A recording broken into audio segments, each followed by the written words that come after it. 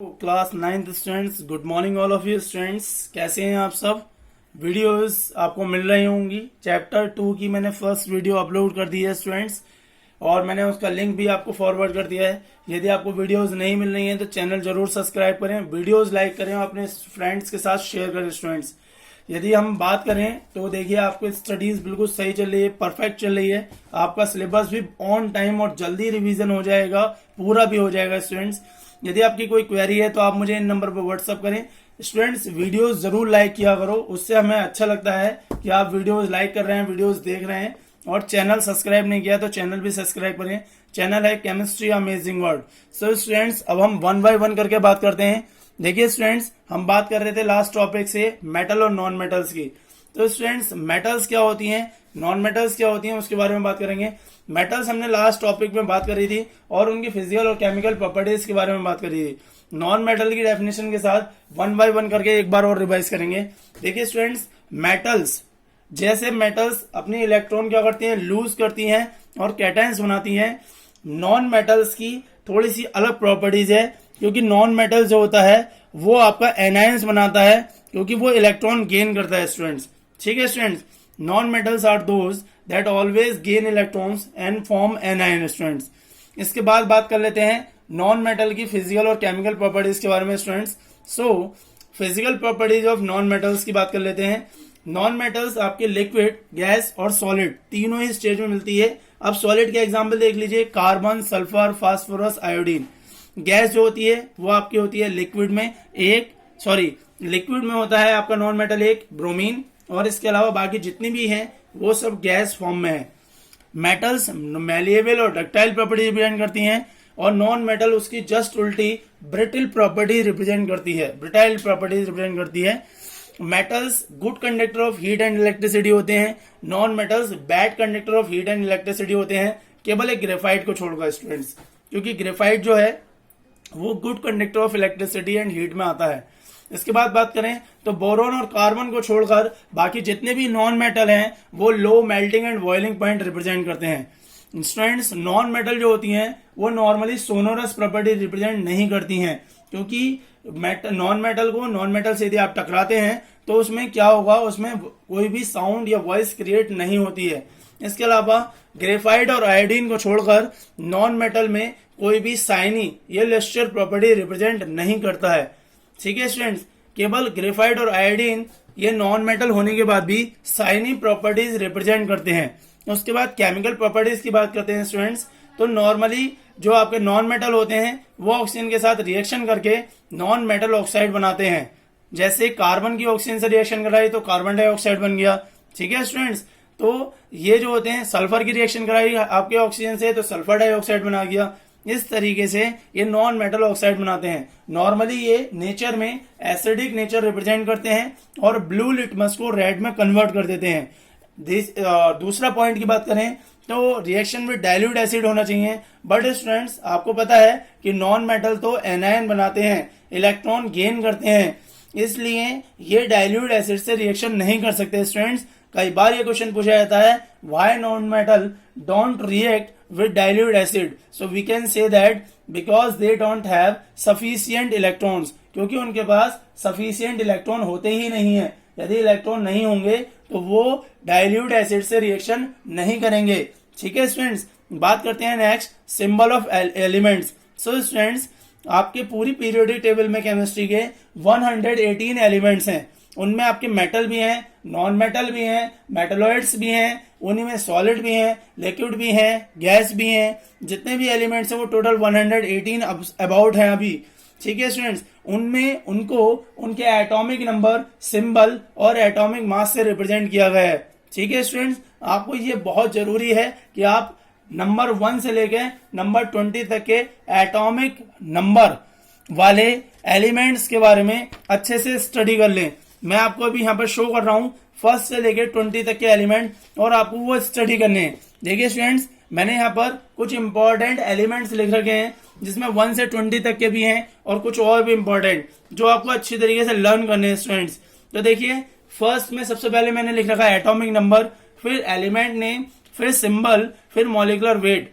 जैसे कि पहला एलिमेंट है हाइड्रोजन, इसका एटॉमिक नंबर 1, सिंबल की बात करें H, molecular weight 1।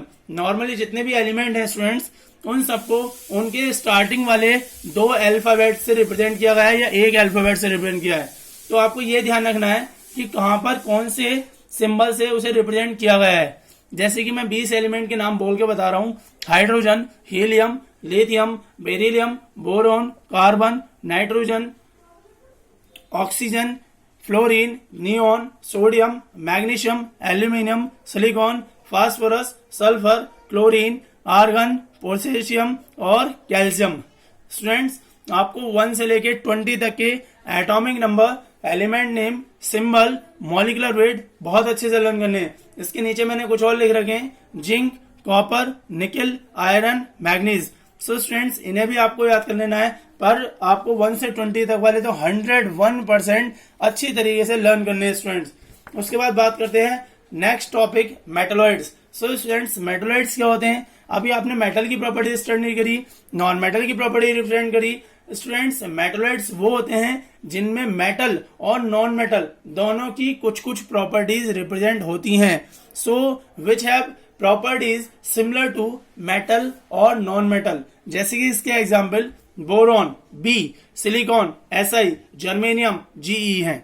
Students, silicon तो बहुत इंपॉर्टेंट है। आपको ये जानकर हैरानी होगी कि आपके मोबाइल में जो चिप लगी होती है या आपका जो सर्किट बनता है मोबाइल का, वो सिलिकॉन से बनता है। और ये भी हैरानी होगी कि सिलिकॉन जो है मिट्टी से निकलता है। हम जो जिसे बोलते हैं हम क्ले, मिट्टी, वो होती है सिलिकॉन ऑक्साइड। स्टूडेंट, SiO2, इसी से हमें सिलिकॉन मिलता है, SI मिलती है। नेक्स्ट टॉपिक की बात करते हैं, noble gases. So students, noble gas वो होती हैं जो अपने आप में स्टेबल होती हैं और स्टेबल ही कॉन्फ़िगरेशन रिप्रेजेंट करती हैं। जैसे helium, neon, argon, krypton, xenon, radon. So students, ये 6 आपकी नोबल गैस हैं जो स्टेबिलिटी रिप्रेजेंट करती हैं, आसानी से दूसरों के साथ, किसी भी एलिमेंट के साथ रिएक्शन करती नहीं है, और पहली बात तो मैक्सिमम कंडीशन में रिएक्शन करेंगी नहीं, स्टेबल कॉन्फ़िगरेशन रिप्रेजेंट करती हैं। कंपाउंड की बात करें तो कंपाउंड, नेक्स्ट टॉपिक है आपका compound. They are formed when 2 or more element combined in fixed whole number ratio.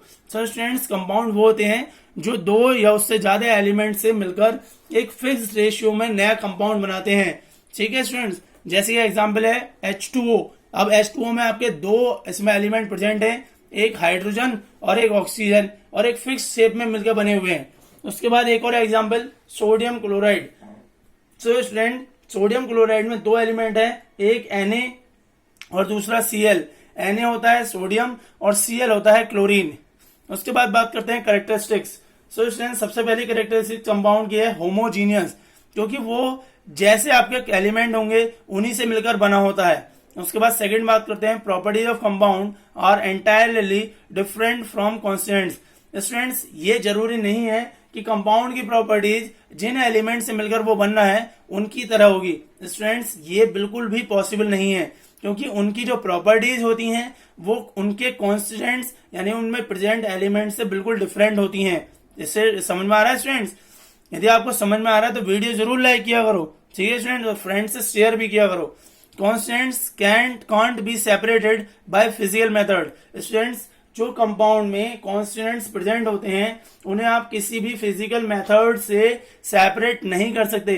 अब फिजिकल मेथड भी आपको पढ़ने के लिए मिलेंगे। मैं एक एग्जांपल दे देता हूं, जैसे इवेपोरेशन। यदि आप इवेपोरेशन करते हो तो कुछ मेटल्स अलग अलग हो जाते हैं, बट स्टूडेंट्स कभी भी कंपाउंड में से उनके कॉन्स्टेंट्स जो हैं वो अलग नहीं होते।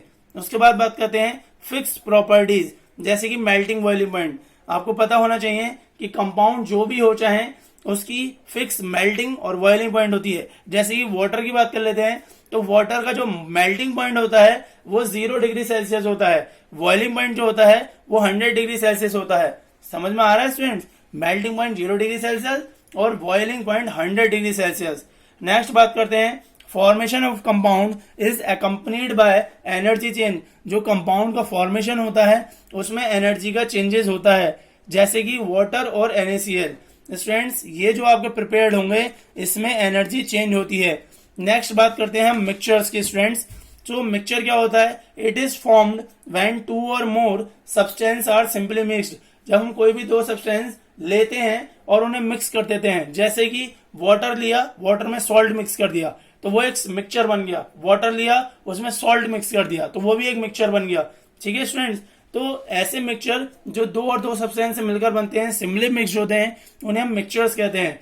अब इसकी कैरेक्टरिस्टिक्स की बात करें तो मिक्सचर जो है वो दो टाइप के होते हैं, होमोजीनियस, हेट्रोजीनियस। सो स्टूडेंट्स यहाँ पर देखिए आपकी प्रॉपर्टीज जो है वो कॉन्स्टेंट्स की तरह ही होती हैं। कंपाउंड में ऐसा नहीं होता, जबकि मिक्सचर में ऐसा होता है। Constants can be separated by physical method.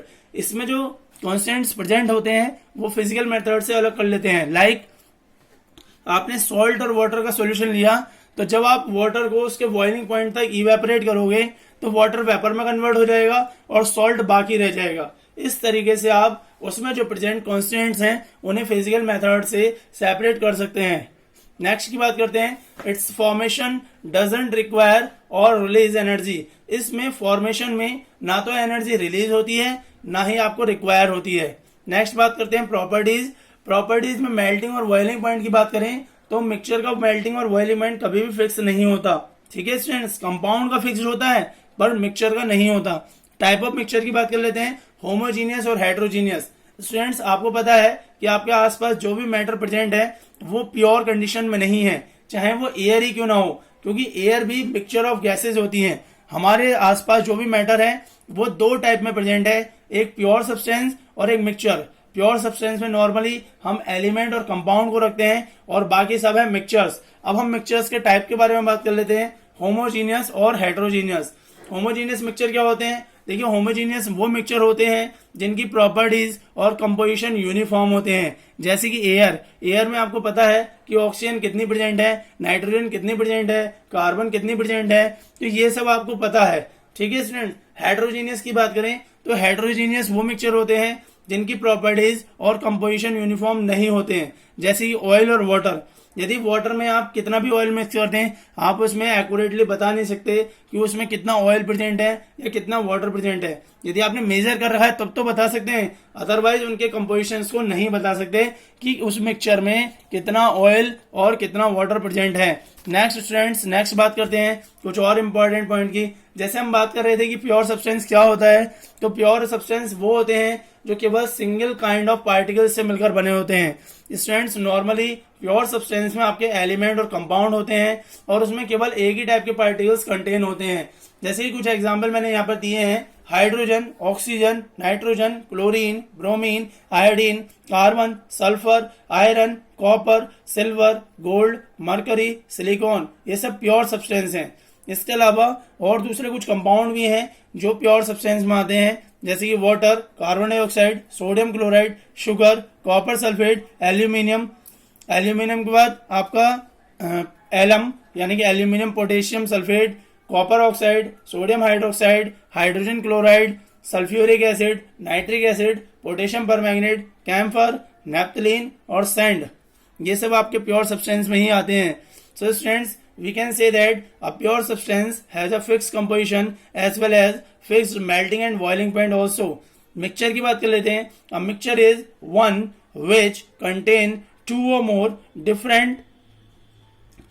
more different kinds of particles, atoms or molecules, or a mixture contain two or more pure substance mixed together.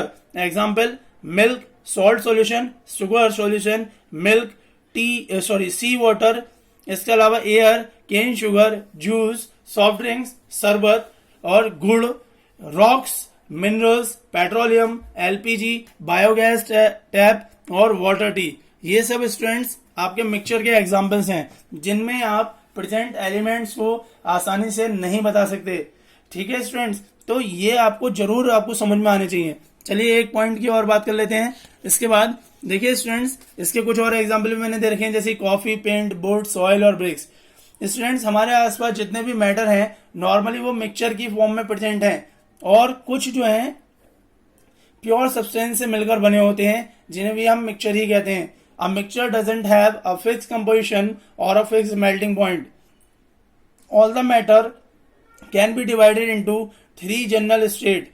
3 general classes में स्टार्ट है ये आपके, एक एलिमेंट, कंपाउंड और mixture. तो देखिए matter को मैंने डिस्क्राइब किया प्योर सब्सटेंस और मिक्सचर में। प्योर सब्सटेंस जो एक सब्सटेंस से मिलकर बने होते हैं जिनमें इम्प्योरिटी नहीं होती। मिक्सचर जो केवल एक से ज्यादा सब्सटेंस से मिलकर बने होते हैं। ठीक है स्टूडेंट्स, प्योर सब्सटेंस में आपके एलिमेंट आते हैं compound. Element can't be divided into simpler substance, compound made from element chemically bonded together. Mixture की बात करें, homogeneous, heterogeneous. Homogeneous mixture solution substance completely mixed mixture exist in one state और one phase. Mixture जो होगा वो केवल एक ही state या फेज में प्रेजेंट होगा। हेटेरोजीनियस मिक्सचर की बात करें तो हेटेरोजीनियस मिक्सचर सस्पेंसर और कोलाइड्स होते हैं। सस्पेंशन और collides, so substance separate one state और one phase separate throughout the other। इसमें एक सब्सटेंस दूसरे सब्सटेंस से सेपरेटली किया जा सकता है। सो स्टूडेंट्स, अब हम कुछ प्रॉपर्टीज के बारे में स्टडी कर रहे थे, जैसे कि मैलेबिलिटी। मैलेबिलिटी क्या होती है? मेटल की प्रॉपर्टी होती है। So the property which allow the metal to be hammered और beaten into thin sheets without breaking is called malleability. यानी जब हम मेटल को हैमर की हेल्प से बीट करते हैं तो उसे थिन शीट्स में कन्वर्ट करना, पतली पतली शीट में कन्वर्ट करना, ये कहलाता है हमें मैलेबिलिटी। ठीक है स्टूडेंट्स, और इससे हम जब तक बीट करते हैं जब तक कि वो ब्रेक नहीं हो, यानी कि उसे ब्रेक नहीं होने देना है, इतनी पतली शीट्स में हम उसे कन्वर्ट करते हैं। जैसे कि एल्यूमिनियम फॉइल स्टूडेंट्स आप घरों में यूज करते हैं खाने को रैप करने के लिए, वो होता है एल्यूमिनियम फॉइल। तो कितनी पतली शीट्स होती है एल्यूमिनियम की जिसमें हम खाना फोल्ड करते हैं। इसके बाद बात करते हैं एक और प्रॉपर्टी की, ductility. The property which allows the metal to be drawn और स्केच्ड इनटू थिन वायर्स, यानी वो प्रॉपर्टी जो मेटल को खींचे और पतले पतले वायर में कन्वर्ट कर दे, उसे हम कहते हैं डक्टिलिटी। बस स्टूडेंट्स, इतने थिन वायर में कन्वर्ट करते हैं वो टूटता ना हो। जैसे कि 10 ग्राम वायर को आप 2 किलोमीटर लॉन्ग वायर में कन्वर्ट कर सकते हैं। गोल्ड के 10 ग्राम को 2 किलोमीटर लॉन्ग वायर में कन्वर्ट किया जा सकता है विदाउट ब्रेकिंग। एक प्रॉपर्टी और देख लीजिए, ब्रिटलनेस। सो स्टूडेंट्स, ब्रिटलनेस आपने नॉन मेटल में प्रॉपर्टीज पढ़ी थी। स्टूडेंट्स, नॉन मेटल को जब आप बीट करते हैं तो उसे छोटे छोटे पीसों में कन्वर्ट कर दिया जाता है और यही कहलाता है ब्रिटलनेस। नॉन मेटल को बीट करने पर वो ब्रेक नहीं होते, आसानी से शीट्स में कन्वर्ट होते हैं। यदि आप मेटल को यदि आप ब्रेक करेंगे, यानी मेटल को आप यदि बीट करेंगे तो वो थिन शीट्स में कन्वर्ट हो जाएगा। जबकि नॉन मेटल जो है वो आपका ब्रेक करने पर या उसे हैमर से करने पर वो छोटे छोटे पीस में कन्वर्ट हो जाता है। मैलेबिलिटी की और डक्टिलिटी की जस्ट अपोजिट होती है ब्रिटलनेस। देखिए स्टूडेंट्स, मैंने भी आपको बताया कि हमारे जो एटमॉस्फेयर में टोटल 118 एलिमेंट्स हम पीरियोडिक टेबल में पढ़ते हैं, जिसमें 94 नेचर के हैं और इसके अलावा आपके जो बाकी एलिमेंट है 24 वो आर्टिफिशियली प्रिपेयर किए गए हैं लैब में। Every substance in this world is made up of one और more of these elements. Example, hydrogen, helium, oxygen, nitrogen, carbon, sulphur, phosphorus, chlorine, bromine, iodine, sodium, potassium, magnesium, calcium, aluminium, copper, silver, gold, zinc, iron, silicon, tin और mercury. ये सब metal के नाम मैंने आपको बताए। इसमें कुछ एलिमेंट्स भी प्रेजेंट हैं, ठीक है स्टूडेंट्स, जो नॉन मेटल भी है। अब हम ग्रेफाइट और डायमंड की बात कर लेते हैं। तो डायमंड और ग्रेफाइट जो है वो कार्बन के ही एलिट्रॉप एलिमेंट है। एलिट्रॉप का मतलब होता है कि उसकी दूसरा रूप। ठीक है students, each element is represented by a separate symbol. जितने भी एलिमेंट हैं उन्हें एक सेपरेट सिंबल से हम रिप्रेजेंट करते हैं। अब स्टूडेंट्स, मैं ह्यूमन बॉडी की स्पेशलिटी की बात बता रहा हूँ। तो ह्यूमन बॉडी जो है वो भी एक कॉम्प्लेक्स कंपाउंड से मिलकर बना हुआ है, जिसमें हमारे कुछ एलिमेंट्स कॉम्बिनेशन बनाकर रखते हैं। जैसे ऑक्सीजन की बात करें तो ऑक्सीजन 65% प्रेजेंट है, हाइड्रोजन की बात करें 10% प्रेजेंट है, कार्बन 18%, नाइट्रोजन 3%, कैल्शियम 2% और इसके अलावा दूसरे एलिमेंट 2% होते हैं। अब स्टूडेंट्स बात कर लेते हैं, आपका एक नॉन मेटल होता है ग्रेफाइट, अभी मैंने आपको पढ़ाया था। और ग्रेफाइट की बहुत मेल्टिंग पॉइंट हाई होता है, जिसका मेल्टिंग पॉइंट होता है 3700 डिग्री सेल्सियस। आपको बता दूं स्टूडेंट्स, जो ग्रेफाइट होते हैं वो आपकी पेंसिल निब में प्रेजेंट होता है और good good conductor of electricity and heat होता है स्टूडेंट्स। सो स्टूडेंट्स, आपको इतना पढ़ना है यहाँ तक और ध्यान रखना है कि वीडियो को बहुत आपको शेयर करना है दोस्तों से और लाइक करनी है। और चैनल यदि आपने सब्सक्राइब नहीं किया है, यदि आपको वीडियो नहीं मिल रही है तो आप चैनल को सब्सक्राइब करें ताकि आपको वीडियो के नोटिफिकेशन इजीली मिलते रहें। So students, goodbye, stay at home, be safe, enjoy with your family. Goodbye students.